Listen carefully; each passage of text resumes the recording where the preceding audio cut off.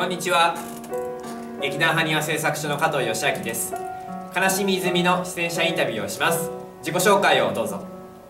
はい、どうもはじめまして、滝沢明です。悲しみに出演します。よろしくお願いします。